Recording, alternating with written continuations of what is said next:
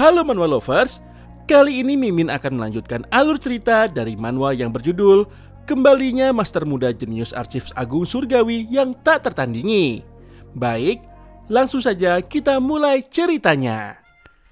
Rumor itu mulai tersebar di warga, walaupun tentu ada yang percaya dan juga tidak saat mendengarnya. Sebagian yakin bahwa rumor hanyalah rumor, tidak perlu terkejut atau terlalu memikirkannya. Namun sebagian lainnya mengatakan pasti sesuatu telah terjadi karena tidak ada asap kalau tidak ada api. Mereka juga menyeret klan Shimen dan sekte Azure Moon. Mereka menduga bahwa orang yang paling diuntungkan adalah pasti dalang dari semua kerusuhan ini. Apalagi Heavenly Grand Archive yang memiliki reputasi tinggi di antara Jianghu juga ikut terseret. Mereka yakin bahwa ada sesuatu yang besar terjadi. Para warga kemudian membahas masalah yang sebenarnya terjadi. Mereka menduga itu hanya masalah sederhana. Maka seharusnya semua akan membaik bila klan Shimen dan sekte Azure Moon mendatangi Heavenly Grand Archive dan menyelesaikan kesalahpahaman. Mereka semua hanya harus bekerja sama menangkap orang jahat atau Black Troop dan manajer klan. Tanpa mereka ketahui, rumor itu juga didengar oleh salah seorang dari klan pengemis. Seorang junior menghampiri senior dan ia ingin memberitahunya mengenai apa yang ia lihat sebelumnya. Senior itu dengan cepat ingin tahu apa yang junior itu maksud. Junior mulai mengatakan bahwa ia melihat beberapa orang dengan sengaja menyebarkan rumor sepanjang malam di Heavenly Grand Archive. Seorang senior mengumpat berkata bahwa itu adalah berita besar. Senior pertama dengan cepat memarahinya karena tiba-tiba mengumpat. Mereka walaupun hanya sekte pengemis yang mungkin memiliki nafas bau, tapi bukan orang yang kasar. Senior meminta agar tidak ada lagi yang bicara kasar atau ia akan menghajar. Ketiganya kembali membahas rumor yang mereka dengar. Heavenly Grand Archive biasanya memilih untuk diam dan merendah. Tapi kali ini mereka dengan berani menyebarkan rumor. Maka itu berarti rumor itu adalah sebuah kebenaran. Rumor itu sengaja dibuat untuk membuat para musuh ketakutan oleh para cendekiawan di Heavenly Grand Archive. Senior mengingatkan dua juniornya itu untuk tidak berbuat bodoh pada klan Shimen dan sekte Azure Moon karena ia takut juniorlah yang akan dicurigai pertama kali kalau ada yang terjadi dengan Heavenly Grand Archive. Senior tidak menyangka karena Heavenly Grand Archive ternyata bisa memancing ikan besar itu. Junior memastikan apakah ikan besar yang dimaksud adalah klan Shimen dan senior kedua mengatakan bahwa itulah yang memang dimaksud oleh senior. Namun junior belum yakin karena sampai saat ini belum ada bukti apapun untuk membuktikan kesalahan klan Shimen.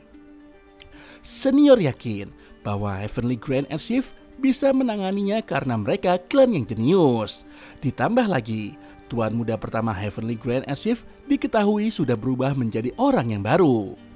Ketiganya sepakat untuk berada di pihak Heavenly Grand Archive saat itu sambil mengangkat tangan masing-masing. Di kediaman Heavenly Grand Archive, Bumong merasa putus asa karena tidak bisa lagi memulihkan 3 buku formasi jebakan, 2 lukisan, dan 1 tembikar biru dan putih. Sebagian besar barang yang dicuri manajer klan disembunyikan di dalam manor keuangan di bawah tanah. Jadi semua barang itu bisa dipulihkan tanpa masalah. Masalahnya, Bumong tidak tahu di mana ia bisa menemukan barang yang ia sebutkan sebelumnya. Yun yakin klan Shimen dan sekte Azure Moon lah yang mengambilnya karena semua barang itu sangat berharga bahkan tidak ternilai harganya. Yun yakin mereka menginginkannya. Yun kemudian mengatakan pada Bumhang bahwa ini adalah kesempatan bagus untuk membongkar kedok dari klan Shimen dan sekte Azure Moon ke dunia dan memberi mereka pukulan yang telak.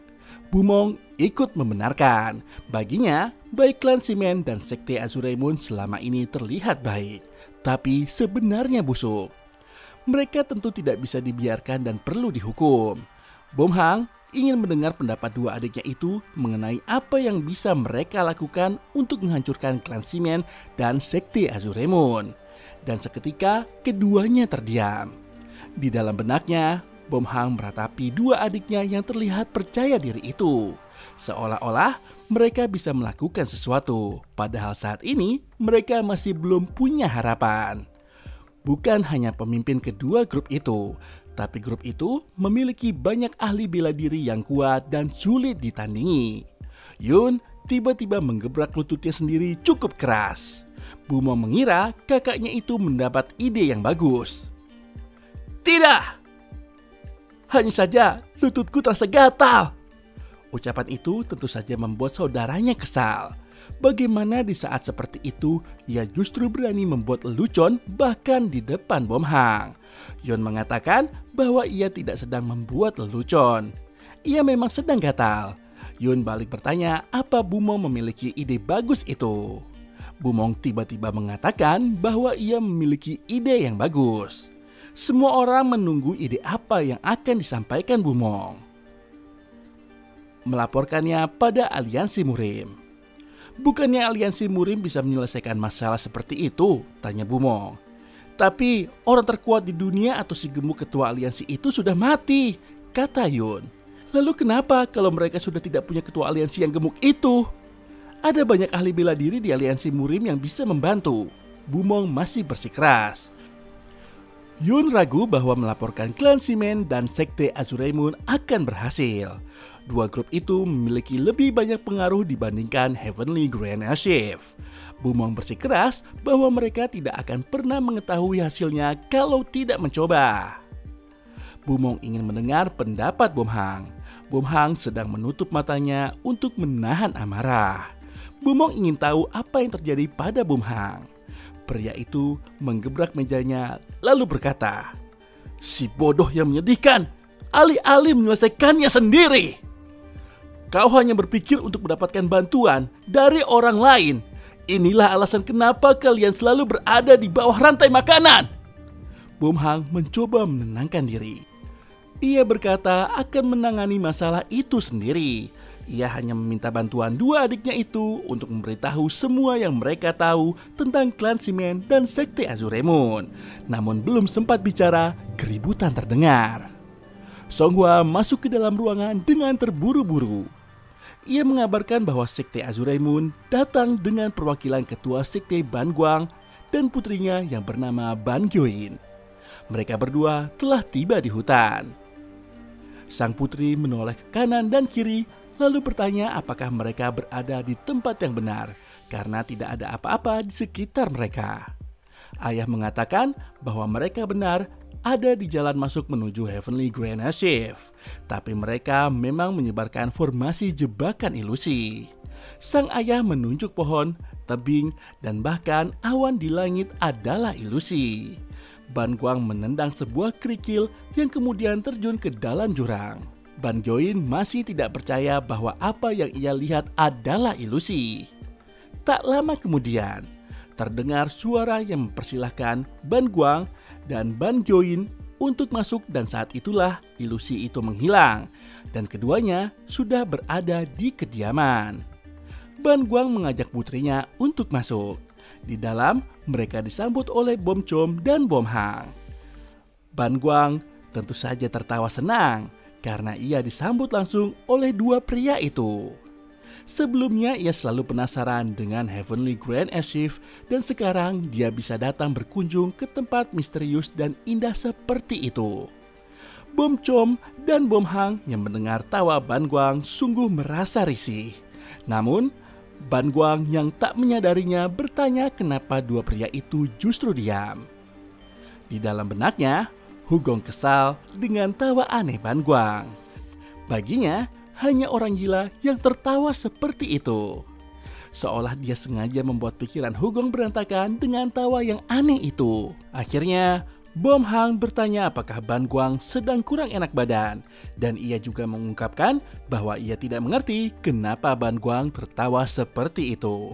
Ban Guang tentu mengatakan bahwa dia memang sudah tertawa seperti itu sejak kecil. Hugong tahu bahwa Ban Guang mungkin sengaja melakukannya, jadi ia akan melakukan hal yang sama. Ban Guang justru tertawa lebar melihat tawa Bom Hang saat itu. Ia pikir tawa Bom Hang tiba-tiba menjadi sangat lucu, jadi ia tidak tahu apa maksudnya itu. Hugong menyadari bahwa caranya kurang tepat untuk menangani Ban Guang. Bom Hang mengatakan bahwa itulah caranya tertawa, yaitu sambil mengeluarkan busa aneh dari mulutnya. Ban Guang kembali tertawa lebar. Ia bingung, kenapa Bom Hang tertawa sambil memasang wajah cemberut seperti sebelumnya. Ia mengaku tidak pernah melihat siapapun tertawa seperti itu. Tawa aneh dari Ban Guang dan Bom Hang sungguh membuat kakek merasa semakin muak. Bahkan setelah 30 menit, keduanya masih tertawa dengan aneh dan sama sekali tidak berubah. Bom Hang mulai menyerah. Ia mengira memang seperti itulah tawa Ban Guang. Bom Hang akhirnya berdiri dan mengundurkan diri. Ia membiarkan sang kakek berbincang dengan Bom Chom berdua saja. Namun dengan cepat, Ban Guang menahannya. Hugong tahu Ban Join serta Yun dan Bumong ada di pavilion Feng Hua. Menimbang apa yang ia lihat dari Ban Guang, Hugong jadi ragu bahwa sekte Azura Moon terlibat. Ban Guang memiliki tawa yang aneh, tapi ia terlihat jujur dan berwawasan luas. Ia juga bukan tipe orang yang diam-diam membuat rencana busuk untuk mencelakai orang lain. Ditambah fakta bahwa ia berkunjung dengan putri yang disayangi mungkin adalah untuk menunjukkan bahwa sekte Azura Moon tidak bersalah dan juga tidak memiliki niat buruk. Meskipun belum yakin, Hugong hanya perlu mendapatkan jawaban dari manajer klan. Sementara saat ini, ia hanya perlu mendapatkan informasi dari Ban Join. Bom Hang segera menemui 3 orang itu dan mulai bertanya apa yang membuat mereka tertawa senang. Bumong yang melihat sang kakak menyapa dengan santai. Bom Hang memastikan pada Ban Join bahwa kedua adiknya memperlakukannya dengan hormat. Ban Join mengatakan bahwa keduanya sangat menyenangkan dan berpengetahuan. Ia bahkan tidak sadar berapa lama waktu berlalu karena terlalu asik mengobrol. Yun dan Bumong tentu tersanjung mendengar pujiannya. Bom Hang kemudian bicara bahwa ia sama sekali tidak menyangka bahwa akan ada rumor yang tersebar mengenai sekte Azura Moon yang dituduh persengkongkolan mereka dengan klan Simen. Kau pasti terkejut sekali, kata Bom Hang memancing. Hahaha, tidak sama sekali. Aku justru bersorak saat mendengarnya. Aku berpikir bisa menggunakan alasan itu untuk mengunjungi Heavenly Grand Archive. Aku terus menempel pada ayahku agar ia mau membawaku bersamanya.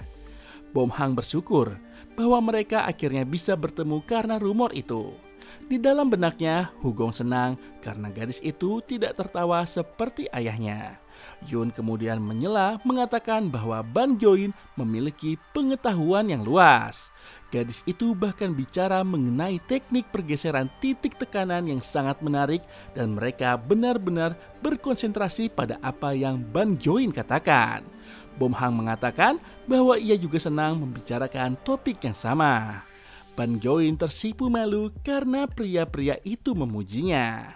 Dalam benaknya, Ban Join merasakan hal yang sama seperti sebelumnya saat ia juga bertemu dengan Bom Hang. Namun ia tidak merasakan energi gelap apapun dari Bom Hang. Bom Hang terlihat jauh lebih baik juga, tindakan dan ucapannya terdengar berbobot. Jadi cukup menyenangkan berbincang dengannya. Melihat seberapa baik hubungannya bersama dua saudaranya, Ban Join jadi penasaran tentang rumor yang tersebar antara Bom Hang dan Heavenly Grand Archive. Ban Join tersadar dari lamunannya saat Yun memanggilnya. Yun merasa tidak enak karena sepertinya pertanyaan yang ia berikan terlalu sulit untuk dijawab oleh sang gadis. Ban Join meminta maaf karena ia memang tidak mendengarnya. Di lain sisi, Bom Hang menyalahkan Yun yang menurutnya memang mengajukan pertanyaan yang terlalu sulit. Bom Hang menjelaskan mengenai teknik pergeseran titik tekanan memang bukan benda yang bisa Ban Join berikan begitu saja. Jadi wajar saja kalau Ban Join tidak bisa mengendalikan efeknya. Yun segera mengiyakan. Ban Join kembali menjelaskan bahwa hal itu kemungkinan bisa dilakukan. Ban Join mengutip pernyataan ayahnya yang mengatakan bahwa di antara teknik pergeseran titik tekanan ada yang dikenal sebagai delayed blocking technique. Kalau teknik itu dilakukan, efeknya baru akan muncul kemudian. seolah itu dibuat hanya untuk dimulai pada waktu tertentu.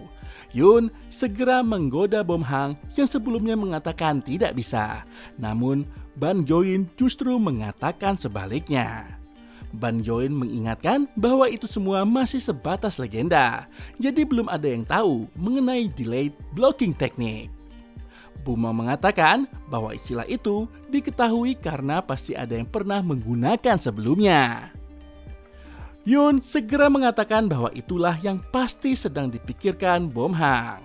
Bom Hang hanya bisa berpasrah melihat dua adiknya itu terus menggodanya. Bom Hang mengusir keduanya karena terus menggodanya, sedangkan Yun dan Bumong memang memilih untuk pergi dari sana. Itu berarti hanya Bom Hang dan Ban Join yang tinggal di sana. Ban Join kemudian bertanya apakah ada yang ingin Bom Hang ketahui tentangnya. Di dalam benak Hugong, ia merasa puas karena Ban Join sepertinya menyadari bahwa memang sengaja mengusir kedua adiknya itu. Bom Hang mulai mengatakan bahwa ia sebenarnya mencoba menyelesaikan rumor itu dengan sopan. Tapi karena ia menghabiskan banyak waktu di Heavenly Grand Archive, ia jadi tidak tahu banyak tentang klan Simen. Bom Hang meminta Ban Join untuk memberitahu semuanya mengenai klan Simen. Saat itulah Ban Join menjelaskan semuanya. Hari itu berlalu, Ban Guang dan Ban Join berpamitan. Ban Guang berjanji akan mengundang Bom Hang ke tempat mereka suatu saat nanti. Sedangkan Ban Join berterima kasih karena telah menyambut mereka dengan hangat, meskipun mereka tidak memiliki tujuan atas kunjungan itu. Ia juga berharap suatu saat nanti akan bertemu lagi dengan Bom Hang. Saat berjalan pulang itu, Ban Guang mengatakan pada Ban Join bahwa Bom Hang itu sedikit aneh. Tentu saja Ban Join bingung apa maksud ayahnya. Ban Huang kemudian berkata bahwa Bom Hang yang terlihat normal di luar ternyata memiliki tawa yang aneh. Tapi dia tidak sadar kalau tertawanya aneh. Ban Join yang mendengar ucapan ayahnya itu hanya bisa terdiam karena seharusnya apa yang ayahnya katakan itu justru mencerminkan dirinya sendiri. Join, kenapa berhenti? Dan kenapa ekspresimu begitu? Tanya Ban Guang. Bukan apa-apa. Ayo segera pergi ayah. Malam harinya, Hugong sedang berpikir bagaimana saat ini mereka sedang melawan klan Simen yang merupakan salah satu dari 10 klan besar di Jianghu. Klan itu pasti yakin kalau Heavenly Grand Archive tidak mampu melawan. Namun kalau mereka terus berpikir demikian, klan Simen bisa bertindak gegabah. Itu justru bisa menunjukkan kelemahan mereka. Manajer klan yang merupakan bukti hidup kesombongan klan Simen. Semua formasi jebakan yang ada di Heavenly Grand Archive, pengetahuan luas, dan bakat Bom Hang. Serta pengalaman bertahun-tahun juga kemampuan yang aku punya sebagai mantan ketua aliansi Murim. Aku akan menggunakan semua itu sebagai senjata untuk menusuk klan Simen. Hugong bertekad. Namun Bom Hang menyadari ia masih butuh meningkatkan kemampuannya sedikit lagi. Kalau saja ia mendapatkan bantuan dari pihak luar, maka ia pasti memiliki kekuatan yang cukup. Ternyata Bom Hang yang sedari tadi berpikir itu sedang diawasi oleh Bumong, Yun, dan Song Hwa. Yun menduga Bom Hang sedang tenggelam dalam pikirannya. Bumong menduga kakaknya itu sedang memikirkan seseorang dengan serius. Song Hwa tidak mengerti maksud ucapan keduanya. Yun kemudian berkata bahwa sebagai asisten Bom Hang harusnya menyadarinya lebih dulu kalau mereka sedang membicarakan Ban Join. Setelah kepergian gadis itu, Bom Hang terlihat berbeda. Song Hwa kesal mendengarnya dan Yun menyadarinya, lalu ia bertanya apa maksud ekspresi Song Hwa itu. Song Hwa berkata bagaimana ia menyadari kalau dua bersaudara itu belum pernah berkencan dengan siapapun sebelumnya. Keduanya tersipu malu, namun diam-diam membenarkan. Kemudian Song Hwa mengatakan bahwa itu berbeda dengan Bom Hang. Ia jelas memiliki rencana besar melawan klan Simen. Dia menjadi frustasi dan mulai memikirkan hal lain. Yun menduga bahwa Song Hwa akan memiliki pendapat yang sejalan dengannya.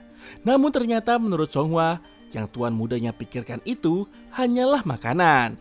Dan anehnya jawaban itu selalu tepat.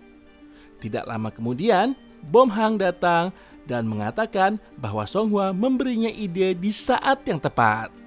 Bom Hang mengajak semua orang untuk makan malam apapun yang mereka inginkan. Yun terkejut melihat Bom Hang di sana, sedangkan Bumong langsung setuju dengan ide sang kakak. Mereka semua berbondong pergi, tapi Bom Hang memanggil Yun dengan cepat. Diam-diam, Bom Hang meminta Yun untuk memperluas formasi jebakan di luar tebing selama 2 hari. Yun tentu ingin tahu alasannya. Bom Hang beralasan bahwa ia hanya ingin memastikan pertahanan mereka kuat untuk menjaga dari kemungkinan yang tidak diinginkan. Yun segera mengerti. Malam harinya, Songhua yang mengantuk terus-menerus mengikuti Bom Hang. Pria itu segera menyuruh gadis itu untuk pergi tidur. Tapi gadis itu tidak mau.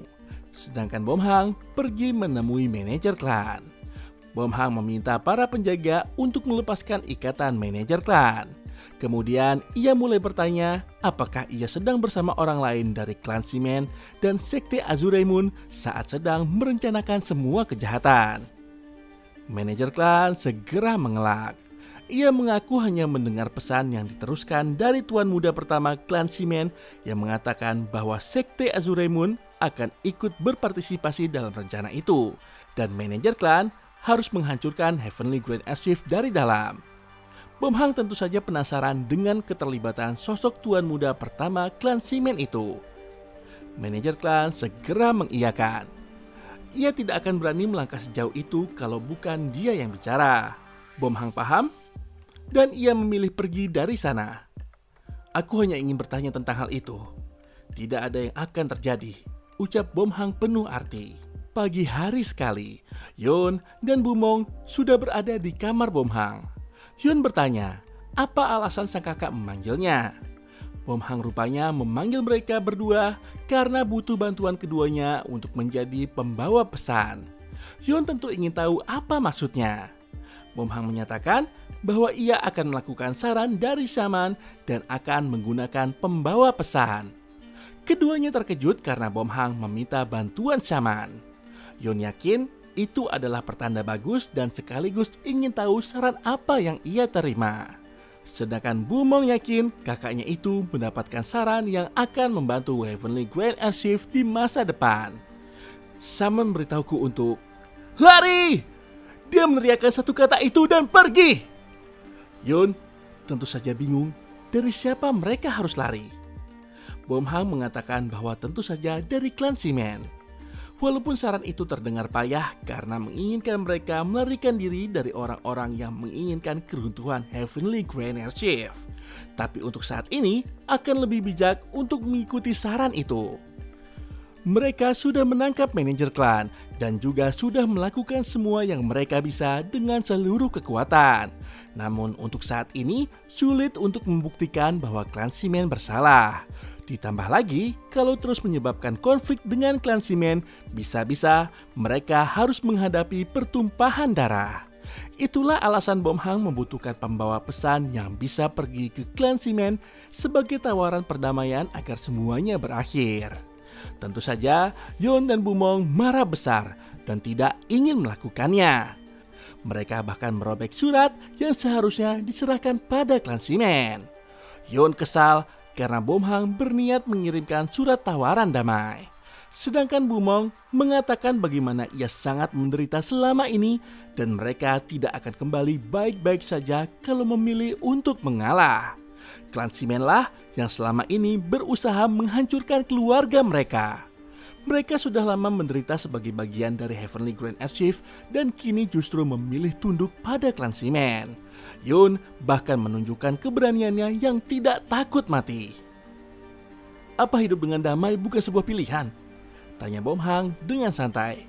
Keduanya dengan cepat tersentak dan segera duduk menenangkan diri untuk kemudian meminta maaf. Dasar idiot, beraninya kalian melawanku. Aku melakukan semua ini untuk kepentingan kita, kata Bom Hang lagi. Bom Hang memanggil Songhua dan gadis itu segera masuk sambil membawa tongkat. Bom Hang bingung kenapa Songhua membawa tongkat, padahal ia memanggilnya datang untuk membersihkan ruangan yang kotor. Mereka semua kembali ke pembicaraan mereka. Bom Hang yakin bahwa kedua adiknya itu paham betul mengenai niatnya. Oleh karena itu, ia tetap bersikeras untuk menggunakan pembawa pesan. Mereka mulai menulis isi pesan untuk klan Seaman dengan isi kurang lebih sebagai berikut. Heavenly Grand Archive mengirimkan pembawa pesan untuk kepala keluarga klan Seaman. Ia yakin bahwa kepala keluarga itu khawatir tentang rumor yang terjadi sehubungan dengan klan Seaman dan Sekte Azuremoon. Itu semua adalah kesalahan pihak Heavenly Grand Archive karena tidak bisa menjaga kerahasiaan informasi. Di dalam benak Hugong, ia sengaja mengirimkan pesan yang menunjukkan sikap tunduk pada klan Seaman. Mereka perlu mengakui bahwa mereka gagal melakukan sesuatu yang dikira akan mudah. Dengan penangkapan manajer klan, dan ada rumor yang tersebar bahwa klan Seaman merencanakan sesuatu, maka Hugong yakin klan Seaman akan bersedia mengakhiri semuanya kalau mereka tunduk seperti itu. Hugong yakin pihak klan Seaman akan segera meminta bertemu kalau membaca pesan itu. Hal itu bisa membuat kedua pihak mencapai syarat pertama. Hugong hanya perlu mengkonfirmasi sisanya. Namun tiba-tiba seorang penjaga datang untuk menyampaikan kabar darurat. Ia mengatakan bahwa manajer klan mengalami kejang, padahal tidak ada orang yang melakukan apapun sebelumnya. Jadi mereka tidak tahu apa yang terjadi pada manajer klan. Yun tentu saja marah kalau manajer klan benar-benar kehilangan nyawa. Di dalam hatinya, Momhang merasa puas karena ialah sebenarnya telah melakukan sesuatu pada manajer klan malam sebelumnya. Saat sebelum ia bertemu dengan manajer klan, Hugong sedang berkaca. Ia senang karena tubuhnya menyusut dengan cepat. Hugong juga senang karena waktu yang ia sisihkan untuk teknik penyesuaian tubuh itu berhasil. Dengan begitu, kalau Hugong menerapkan penyesuaian itu ke titik lain, ia bisa menambah tekanan pergeseran titik tidak hanya dengan satu sentuhan. Hugong senang ia berhasil mempelajari teknik penyesuaian tubuh itu. Kini ia hanya perlu menambah teknik stealth. Sekarang kalau dipikir lagi, Hugong cukup terkejut karena Yun menanyakan perihal itu ke Ban Join. Ia sebetulnya tahu kalau teknik stealth itu dianggap sebagai delayed blocking teknik oleh sebagian orang. Dalam kenyataannya, masih sedikit orang yang mengetahui teknik itu. Ada alasan kenapa teknik stealth tidak terkenal di dunia. Itu karena target tidak akan pernah tahu kapan mereka akan menjadi target pergeseran titik tekanan.